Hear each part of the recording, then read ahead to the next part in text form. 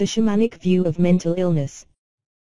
In the shamanic view, mental illness signals the birth of a healer, explains Malidoma Patrice Somé. Thus, mental disorders are spiritual emergencies, spiritual crises, and need to be regarded as such to aid the healer in being born. What those in the West view as mental illness, the Dagara people regard as good news from the other world. The person going through the crisis has been chosen as a medium for a message to the community that needs to be communicated from the spirit realm.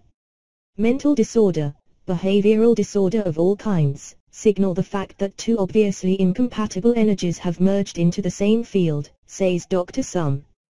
These disturbances result when the person does not get assistance in dealing with the presence of the energy from the spirit realm. One of the things Dr. Somé encountered when he first came to the United States in 1984 graduate study was how this country deals with mental illness.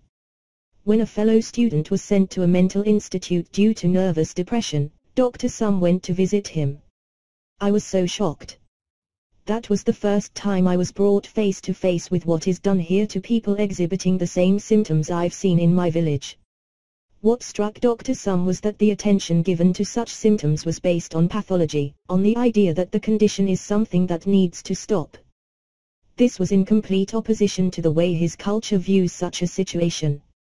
As he looked around the stark ward at the patients, some in straitjackets, some zoned out on medications, others screaming, he observed to himself, so this is how the healers who are attempting to be born are treated in this culture.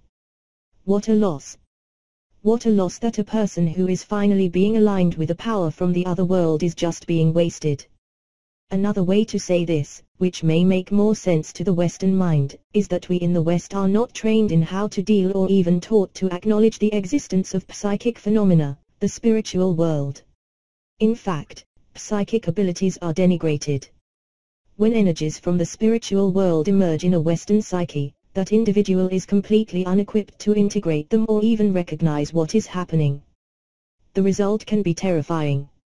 Without the proper context for and assistance in dealing with the breakthrough from another level of reality, for all practical purposes, the person is insane.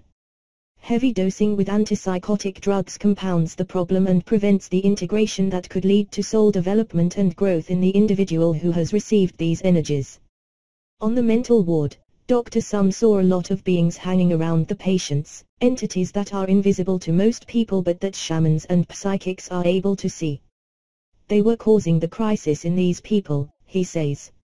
It appeared to him that these beings were trying to get the medications and their effects out of the bodies of the people the beings were trying to merge with, and were increasing the patient's pain in the process. The beings were acting almost like some kind of excavator in the energy field of people. They were really fierce about that. The people they were doing that to were just screaming and yelling, he said. He couldn't stay in that environment and had to leave. In the Dagara tradition, the community helps the person reconcile the energies of both worlds, the world of the spirit that he or she is merged with, and the village and community. That person is able then to serve as a bridge between the worlds and help the living with information and healing they need. Thus, the spiritual crisis ends with the birth of another healer. The other world's relationship with our world is one of sponsorship, Dr. Somé explains. More often than not, the knowledge and skills that arise from this kind of merger are a knowledge or a skill that is provided directly from the other world. The Western culture has consistently ignored the birth of the healer, states Dr. Somé. Consequently, there will be a tendency from the other world to keep trying as many people as possible in an attempt to get somebody's attention. They have to try harder. The spirits are drawn to people whose senses have not been aesthetized. The sensitivity is pretty much read as an invitation to come in. He notes the beings who were increasing the pain of the inmates on the mental hospital ward were actually attempting to merge with the inmates in order to get messages through to this world.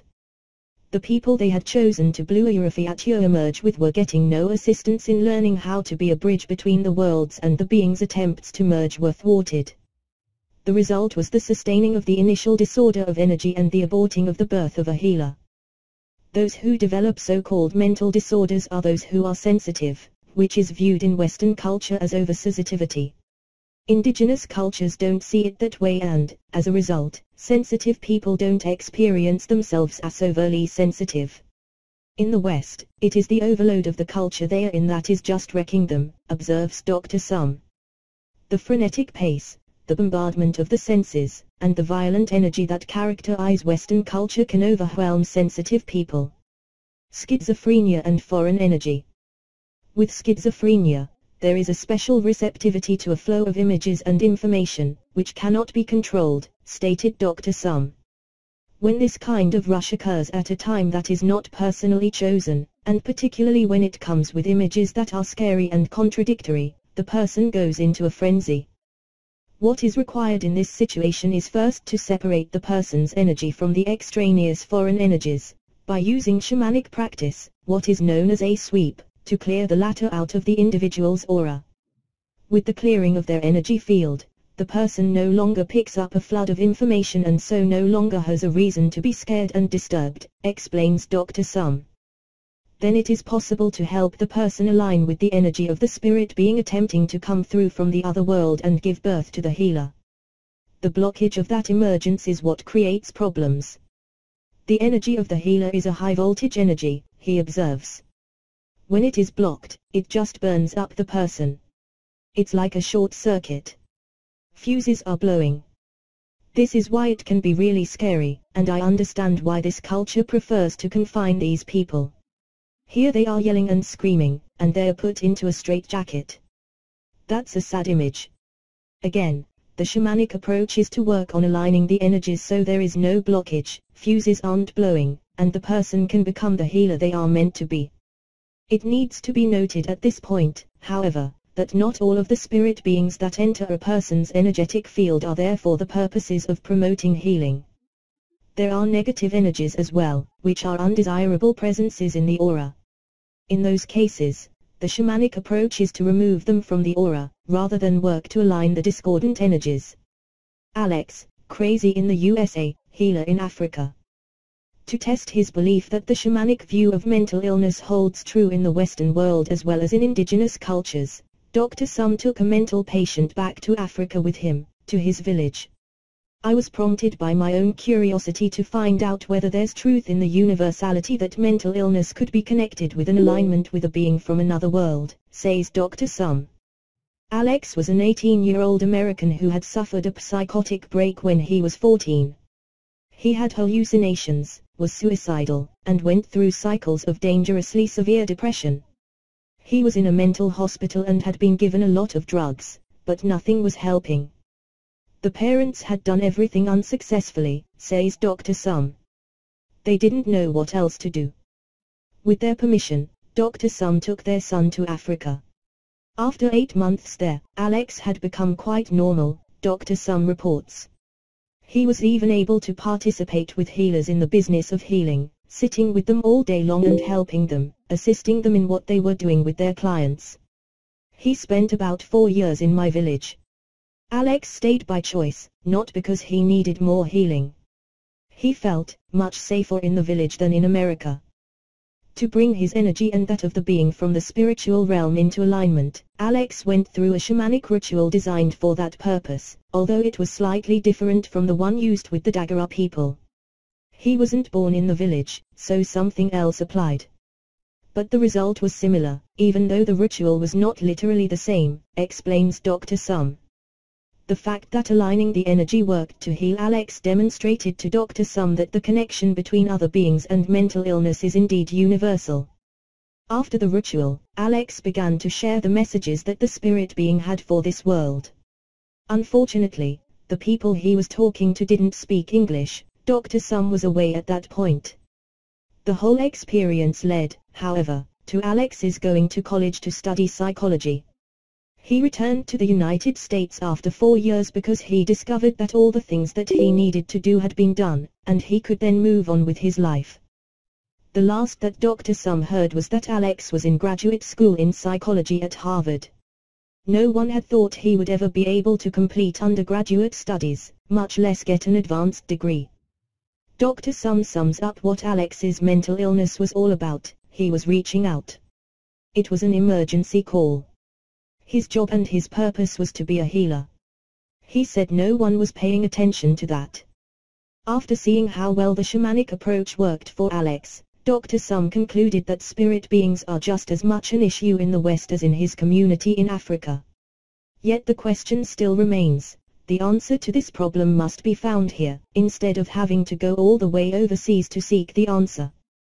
There has to be a way in which a little bit of attention beyond the pathology of this whole experience leads to the possibility of coming up with the proper ritual to help people. Longing for spiritual connection.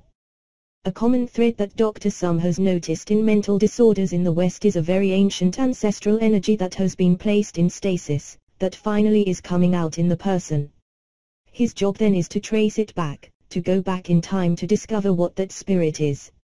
In most cases, the spirit is connected to nature, especially with mountains or big rivers, he says.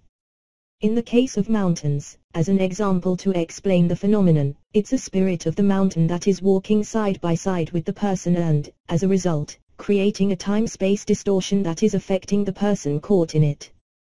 What is needed is a merger or alignment of the two energies, so the person and the mountain spirit become one. Again, the shaman conducts a specific ritual to bring about this alignment. Dr. Somé believes that he encounters this situation so often in the United States because most of the fabric of this country is made up of the energy of the machine, and the result of that is the disconnexio and the severing of the past. You can run from the past, but you can't hide from it. The ancestral spirit of the natural world comes visiting.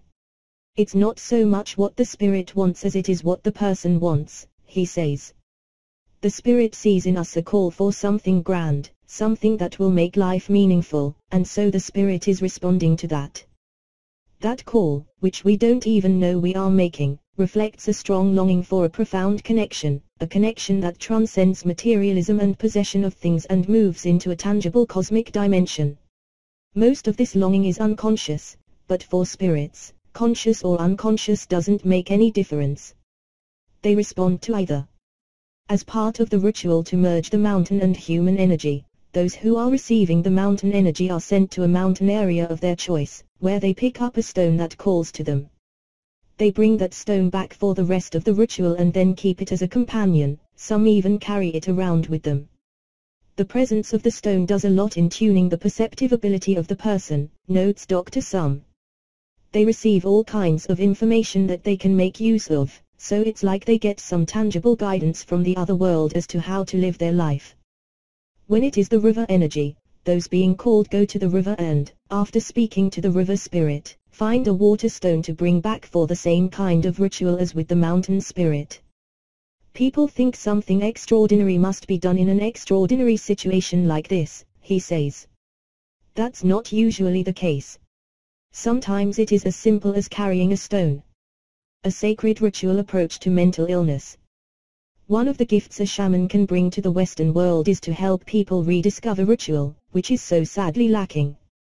The abandonment of ritual can be devastating. From the spiritual view, ritual is inevitable and necessary if one is to live. Dr. Somé writes in Ritual, Power, Healing, and Community. To say that ritual is needed in the industrialized world is an understatement. We have seen in my own people that it is probably impossible to live a sane life without it.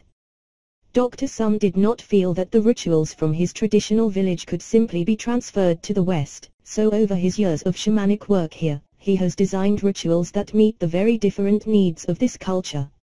Although the rituals change according to the individual or the group involved, he finds that there is a need for certain rituals in general. One of these involves helping people discover that their distress is coming from the fact that they are called by beings from the other world to cooperate with them in doing healing work. Ritual allows them to move out of the distress and accept that calling. Another ritual need relates to initiation. In indigenous cultures all over the world, young people are initiated into adulthood when they reach a certain age. The lack of such initiation in the West is part of the crisis that people are in here, says Dr. Somé. He urges communities to bring together the creative juices of people who have had this kind of experience, in an attempt to come up with some kind of an alternative ritual that would at least begin to put a dent in this kind of crisis. Another ritual that repeatedly speaks to the needs of those coming to him for help entails making a bonfire, and then putting into the bonfire items that are symbolic of issues carried inside the individuals. It might be the issues of anger and frustration against an ancestor who has left a legacy of murder and enslavement, or anything, things that the descendant has to live with, he explains. If these are approached as things that are blocking the human imagination, the person's life purpose, and even the person's view of life as something that can improve, then it makes sense to begin thinking in terms of how to turn that blockage into a roadway that can lead to something more creative and more fulfilling. The example of issues with an ancestor's touches on rituals designed by Dr. Somé that address a serious dysfunction in Western society and in the process trigger enlightenment in participants. These are ancestral rituals, and the dysfunction they are aimed at is the mass turning of the back on ancestors. Some of the spirits trying to come through, as described earlier, may be ancestors who want to merge with a descendant in an attempt to heal what they weren't able to do while in their physical body. Unless the relationship between the living and the dead is in balance, chaos ensues, he says. The Daguerre believe that, if such an imbalance exists, it is the duty of the living to heal their ancestors. If these ancestors are not healed, their sick energy will haunt the souls and psyches of those who are responsible for helping them. The rituals focus on healing the relationship with our ancestors, both specific issues of an individual ancestor and the larger cultural issues contained in our past. Dr. Somé has seen extraordinary healing occur at these rituals. Taking a sacred ritual approach to mental illness rather than regarding the person as a pathological case gives the person affected and indeed the community at large the opportunity to begin looking at it from that vantage point too, which leads to a whole plethora of opportunities and ritual initiative that can be very, very beneficial to everyone present, states Dr. Somé. The Shamanic View of Mental Illness. By Stephanie Marohn, featuring Malidoma Patrice Somé. Excerpted from the Natural Medicine Guide to Schizophrenia, pages 178 to 189, or the Natural Medicine Guide to Bipolar Disorder.